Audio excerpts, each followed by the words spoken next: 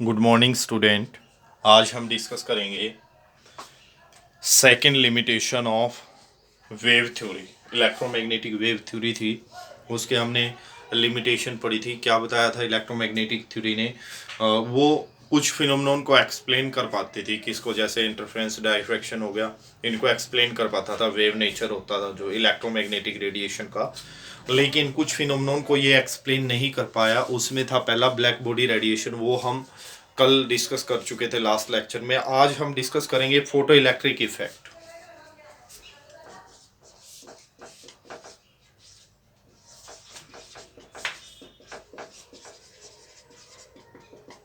Photo electric effect, ये जो experiment था या इफेक्ट था, ये ऑब्जर्व किया एच हार्ट्स ने 1887 में। H hearts in 1887 observe that, क्या ऑब्जर्व किया कि कोई जब किसी मेटल के ऊपर लाइट पड़ती है तो उसमें से इलेक्ट्रॉन एमिट होते हैं। When light of certain frequency fall upon the metal surface. Metal कौन कौन सी हो सकती है यहाँ? पोटासियम, रूबियम, सीजियम ली थी उसने। ठीक है।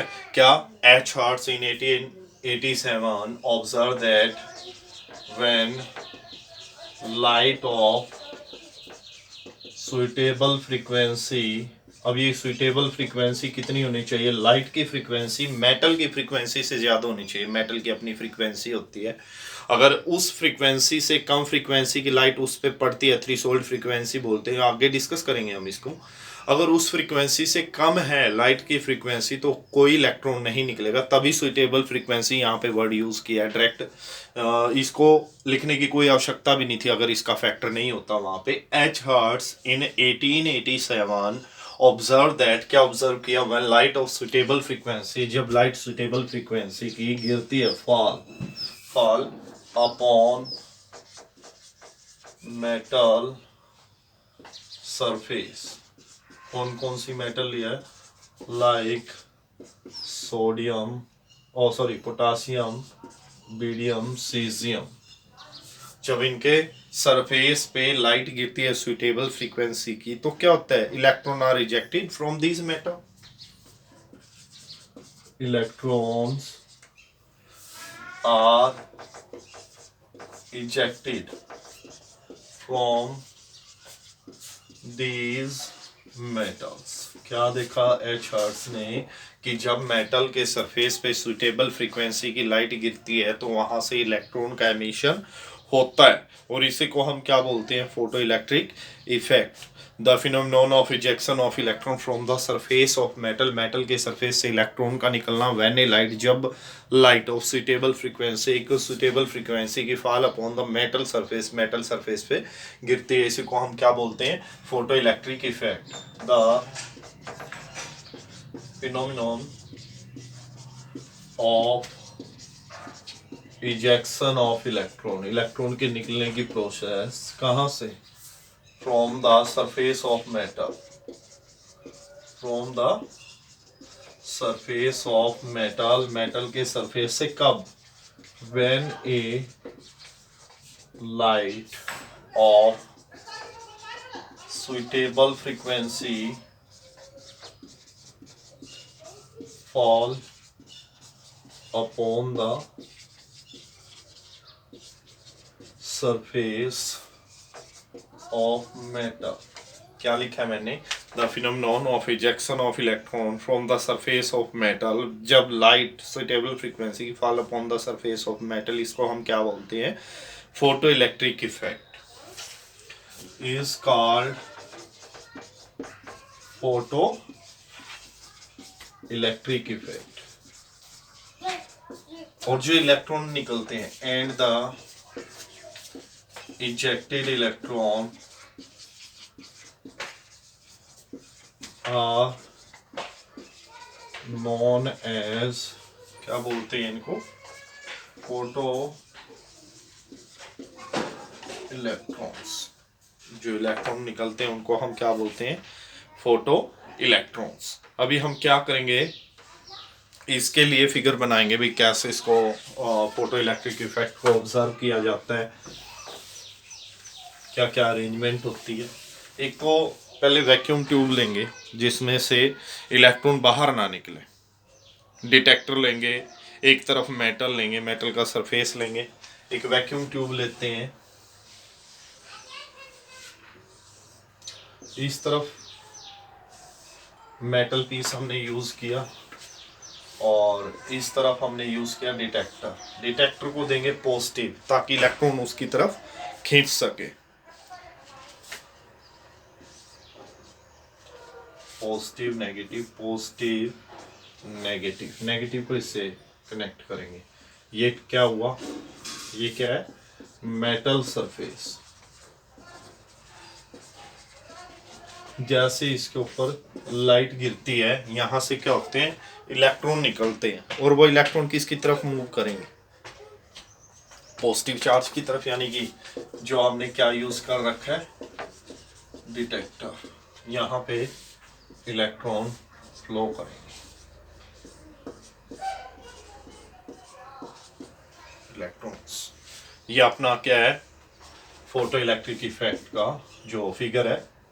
और ये क्या है, वैक्यूम ट्यूब। ये लाइट गिर रही है, ये मेटल का सरफेस है, जैसे लाइट यहाँ गिरती है यहाँ से इलेक्ट्रॉन निकलते हैं जो किसके द्वारा डिटेक्ट कर लिए जाते हैं, जो डिटेक्टर हमने यूज किया। अब जो ऑब्जर्वेशन है, इंपॉर्टेंट ऑब्जर्वेशन होगी फोटो इलेक्ट्रिक इफेक्ट की। ऑब्जर्वेशन भी क्या देखेंगे यहाँ पे, some important observations of photoelectric effect are। पहले ये, अभी जैसे ही लाइट गिरती है उसी समय इलेक्ट्रॉन का निकलना शुरू हो जाता है। कोई टाइम गैप नहीं है भाई 5 मिनट बाद, 10 मिनट बाद, 2 सेकंड बाद, 4 सेकंड बाद, नहीं, कोई टाइम लिमिट नहीं है यहाँ पे।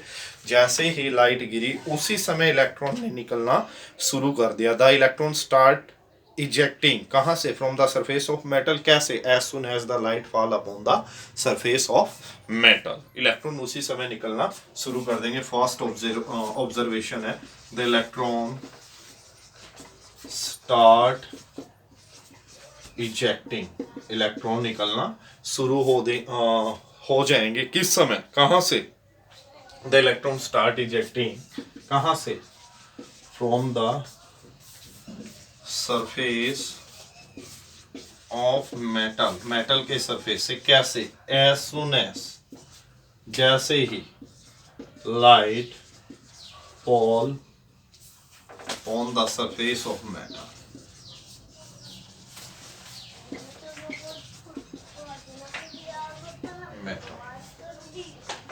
सेकंड है अपनी ऑब्जर्वेशन, पहली समझ में आई होगी कि जैसे ही लाइट मेटल के सरफेस पे गिरती है उसी समय इलेक्ट्रॉन निकलना शुरू कर देंगे। सेकंड है, हर एक मेटल के लिए कुछ वैल्यू होती है फ्रीक्वेंसी की, मेटल के लिए बिलो विच, जिससे नीचे कोई भी फोटो इलेक्ट्रिक इफेक्ट नहीं होगा। एक मेटल की फ्रीक्वेंसी होती है हर एक मेटल की, for every metal there is certain value of frequency below which, जिससे नीचे कोई भी फोटो इलेक्ट्रिक इफेक्ट नहीं होगा। अगर लाइट की फ्रीक्वेंसी उस मेटल की फ्रीक्वेंसी से कम होगी तो कोई भी फोटो इलेक्ट्रिक इफेक्ट नहीं होगा। तो क्या है second application, for every metal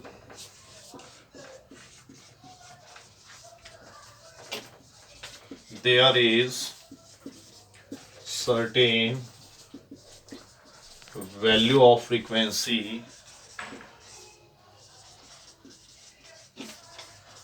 below which no photoelectric effect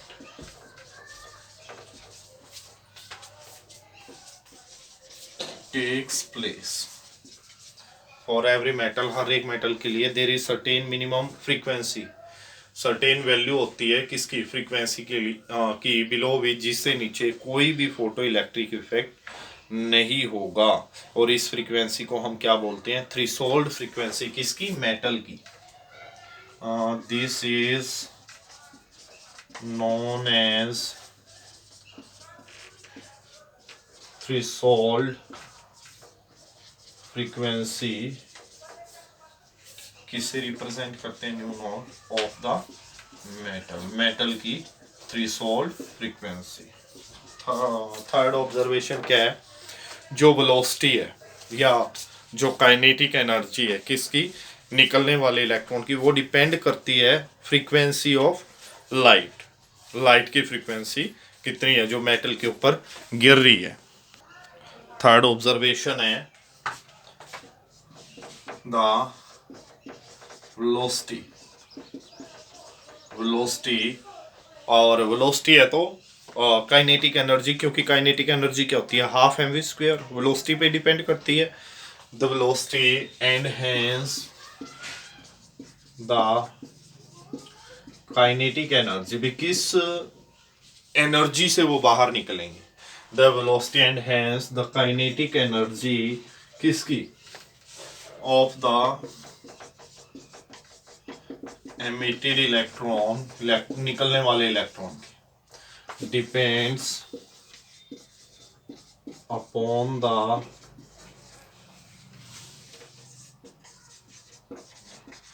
frequency, किस पे डिपेंड करती है, फ्रीक्वेंसी, किसकी frequency, of light, frequency of light, कौन सी light, falling on metal surface, metal surface पे गिरने वाली जो लाइट होती है, उस लाइट की फ्रीक्वेंसी पे ही क्या डिपेंड करता है, वेलोसिटी और काइनेटिक एनर्जी निकलने वाले इलेक्ट्रॉन की। अब संख्या, कितने इलेक्ट्रॉन निकलेंगे, वो किस पे डिपेंड करती है, इंटेंसिटी, ब्राइटनेस किसकी, लाइट की। The number of electron ejected, निकलने वाले इलेक्ट्रॉन की संख्या, डिपेंड्स अपॉन द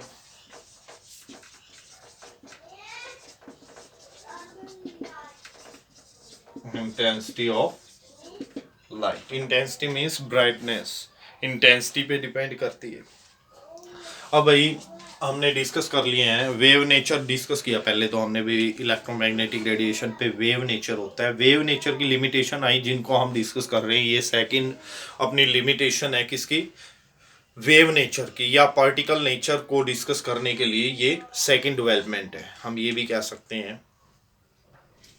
अब आइंस्टाइन ने क्या किया, एक्सप्लेन किया किसको, ब्लैक बॉडी रेडिएशन को भी और फोटो इलेक्ट्रिक इफेक्ट को भी, किसके बेस पे, जो अपनी क्या है, प्लैंक क्वांटम थ्योरी है रेडिएशन की। अब मतलब आइंस्टाइन ने क्या एक्सप्लेन किया ब्लैक बॉडी रेडिएशन के बारे में, फोटो इलेक्ट्रिक इफेक्ट के बारे में, उसको एक्सप्लेन करने से पहले हमें किसके बारे में पता हो, प्लैंक क्वांटम थ्योरी। तो अभी हम डिस्कस करेंगे प्लैंक क्वांटम थ्योरी को। मैक्स प्लैंक ने प्लैंक्स क्वांटम थ्योरी दी रेडिएशन के लिए, किसको एक्सप्लेन करने के लिए, black body radiation of photo electric effect को एक्सप्लेन करने के लिए। मैक्स प्लैंक इन 1900 में दी गई है, gives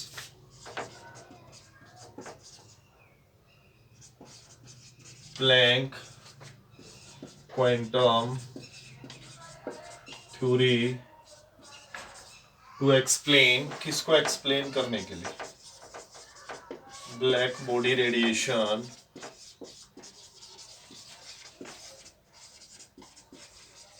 and photo electric effect.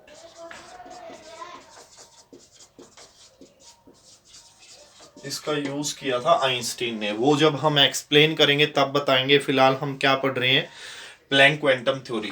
Quantum का मतलब होता है स्मॉल पैकेट, छोटे पैकेट। तो पहली जो थ्योरी है, इसका मेन पॉइंट है, द इंपॉर्टेंट पॉइंट से लिख लेते हैं, the important points of this theory, जो इंपॉर्टेंट पॉइंट है इस थ्योरी के, पहला पॉइंट क्या है हमारा, रेडिएशन है, जैसे कि लाइट है, हीट है, उनके पास हमेशा एनर्जी होगी, मतलब एनर्जी होती है इन रेडिएशन के पास, जो हीट और लाइट होती है इनके पास एनर्जी होती है। आपने देखा भी होगा जब आप हीट को ट्रांसफर करते हैं तो एनर्जी गेन होती है दूसरे सबस्टांस में, अगर वो कंडक्ट करता है हीट को। इसी तरह से लाइट है, आप देख सकते हैं जिस रूम में लाइट ऑन है वहां पे हीट थोड़ी बढ़ जाती है, मतलब एनर्जी होती है उसके पास। तो पहला जो पॉइंट था प्लैंक क्वांटम थ्योरी का वो यही था कि जो रेडिएशन होती हैं उनके पास हमेशा क्या होती है, एनर्जी होती है। Radiations like heat and light are always associated with energy। इनके पास क्या होती है, एनर्जी होती है। जो रेडिएशन होती है हीट लाइट और जैसे इनके पास एनर्जी होती है। सेकंड, जो रेडिएट एनर्जी होती है, रेडिएंट एनर्जी का मतलब जो निकलने वाली एनर्जी होती है, जो रेडिएशन में से निकलती है, रेडिएशन के पास होती है, जो आप ये आइडिया लगा सकते हैं रेडिएशन के पास जो एनर्जी होती है वो रेडिएंट एनर्जी होती है।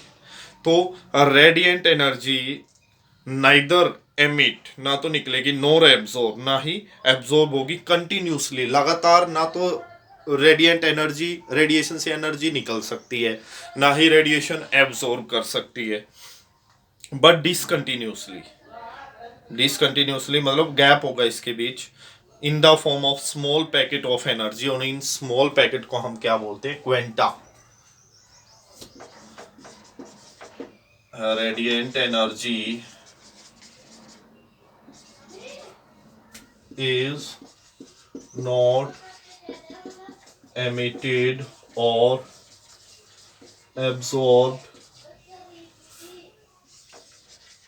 continuously।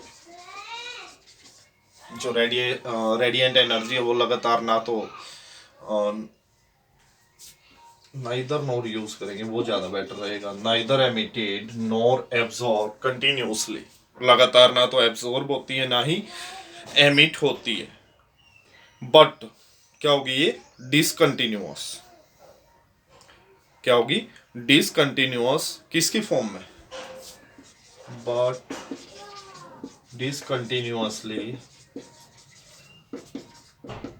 in the form of small